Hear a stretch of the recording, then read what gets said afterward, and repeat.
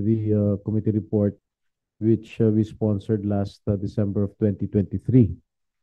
The bill unfortunately only reached the period of interpellations and was not approved on second reading by the Senate. Kaya po we are back to square one.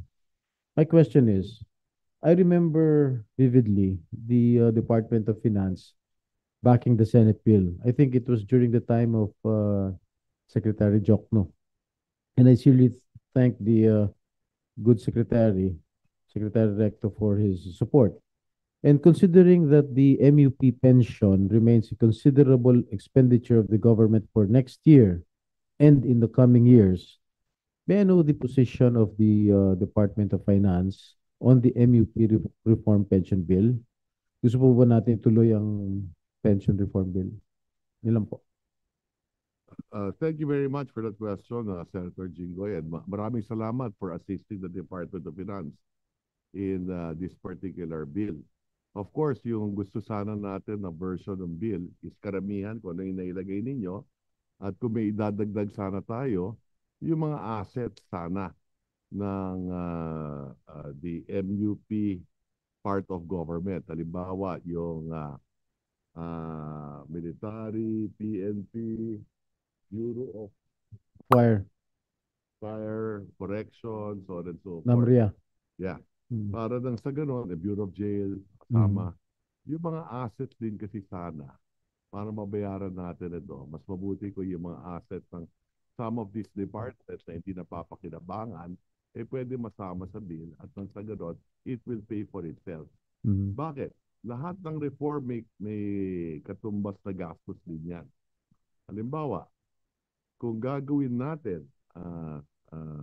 yung MUP bill, reform bill, gagastos tayo ng dagdag na kulang-kulang 141 billion in the next 3 years.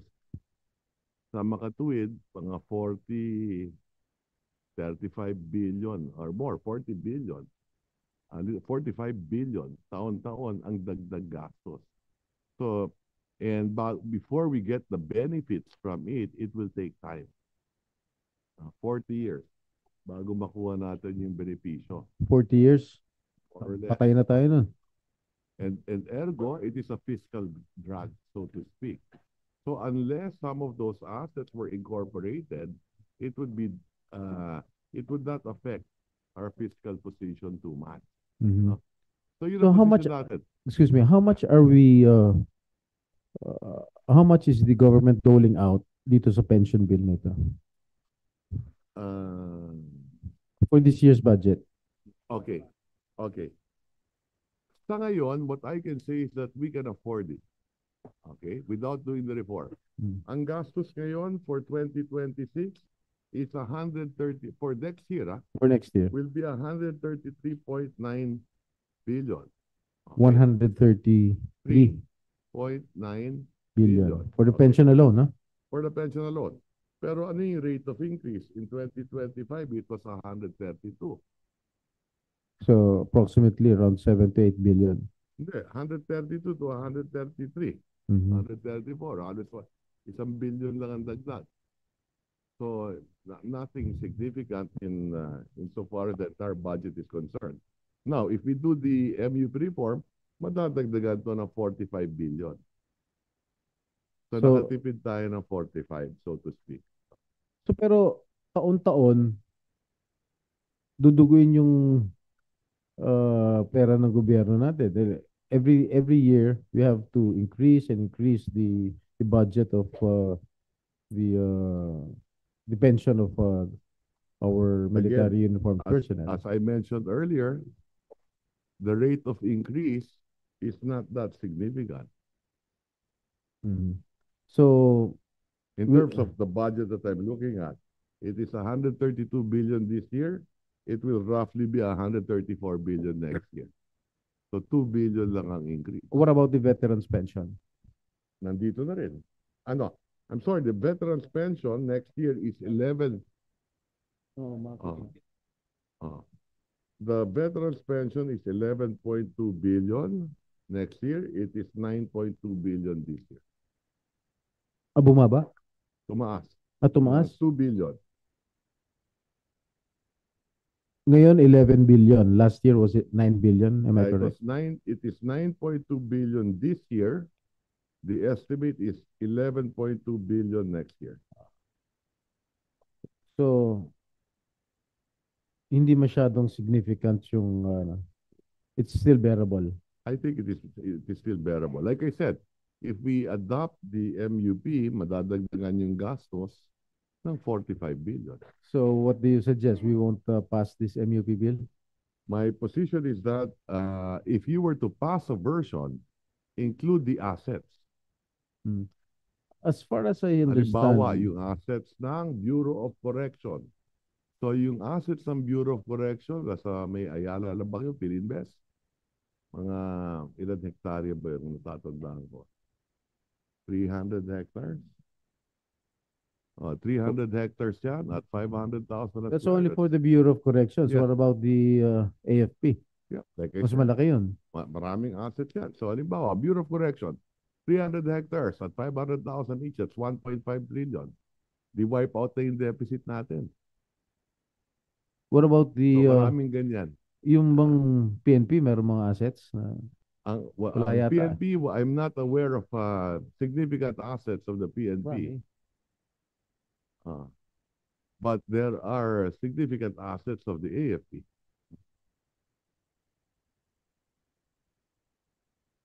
There is also a move to increase the salary of MUPs. Are you aware of it, Mr. Secretary? Yes, it could be in two forms. One, subsistence allowance. Para pag doon, mas malaki yung cash, non-taxable. Mhm. At hindi makakasama sa indexation ng pension. All right. So, we leave it at that. Hindi namin gagalawin yung MUP bill. Well, I already answered the question. If you include the assets, we will support. All right. But there are other like NAMRIA, Bureau of Fire, pito yan eh. Walang assets eh, Coast Guard. Meron bang mga assets yung mga yan? I think it's only the Bureau of Corrections, the Yeah. AFP. Yes. PNP wala, no? Wala. Nothing significant. Grabe. Pero malaki na yun. That alone will pay for itself. Pwede na yun. All right. Thank you, Mr. Thank you. Secretary. What about there are some sectors who wants to reduce the VAT from 12% to 10%. Yes. May I know the position of the department? Kasi Yeah. I'm sure that those who filed the bill have all well intentions. Having said that, at this point in time, I leave it to Congress. If you pass a bill, my warning will be that there will be a possible credit rating downgrade. Mhm. And Yes. why is that?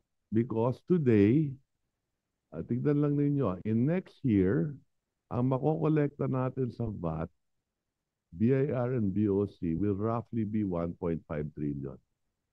Ang pasweldo lang ng empleyado natin ay 1.7 trillion next year. So ang total VAT collection is not even enough to pay for the salaries of all our employees. Mhm. Ang deficit natin next year nasa 1.6, 1.7 trillion. Lahat ng capital outlay natin, ibig sabihin lahat ng tulay, kalsada, school building, hospital, inuutang natin.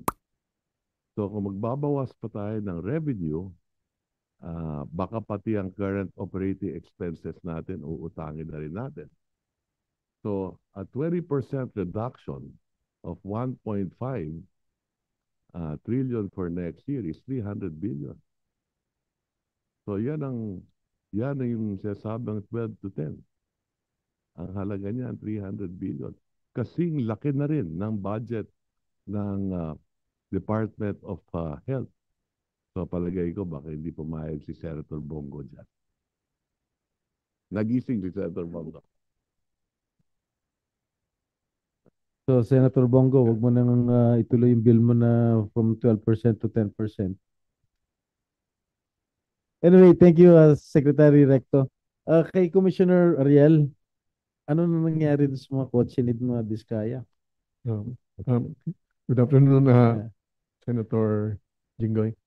Ta at linawin ko lang po ulit, 30 ho yung nakuha naming mga sasakyan. Actually, 30 plus 2. Yung dalawa kasi hindi na namin sinasama sa list of. Yung Rolls Royce na may payong. Kasama po sila dun sa, yung Rolls Royce, so kasama dun sa 13 na nasa BOC compound na. Ang kategorya po niyan ay, yan ay inisyuhan namin ng warrant of seizure and detention. Ibig sabihin, kandidato na ho yan na ma-forfeit in favor of the government. So yung Rolls Royce with the umbrella nasa 13. Yung 17 naman ho, although meron silang mga dokumento kahit papano, kaya lang isasubject po namin yung mga kumpanya kung saan bumili po yung Diskaya family sa tinatawag na post-clearance audit upang makasigurado rin po yung pamahalaan na wala hong pagkakamali. Kaya lang, base po sa pag-uusap po namin ng ICI the other day, at nakatanggap na rin po kami ng sulat galing po sa BIR at ICI, hindi po rin namin pwedeng pakawalan yung 17 doon sa 30 mga sasakyan. Again, 13 out of the 30 luxury vehicles subject na po ng seizure proceedings. Yung 17, although may mga dokumento naman, hindi rin po namin pwede pa rin hong pakawalan yan kasi yan ay bilang tulong po namin sa ICI at sa BIR na baka may iba po issues na kailangan pong hawak namin yan. So wala na natira ron sa garahe ni St. Gerard? Yung mga local cars na lang po yun. Ano? Subalit sumulat pa rin ho kami sa LTO dahil sang-ayon po sa mga narinig po namin sa mga pandinig, Mr. Guerra, Senator. 3 po pa lang ho yung nahawakan namin. Kaya lang base po dun sa mga hearings, supposed to be 4 na po yun. Ano? So we're waiting for the reply po ng LTO para matulungan kami na habulin pa kung meron pa hong lampas doon sa 30. So doon sa mga na-retrieve niyong kotse, ng mga Diskaya, marami doon yung mga tinatawag na gray? 13 po. 13.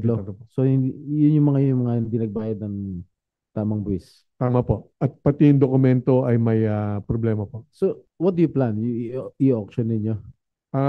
Ako po bilang commissioner, yung ang aking gagawing option. Although 3 po yung options.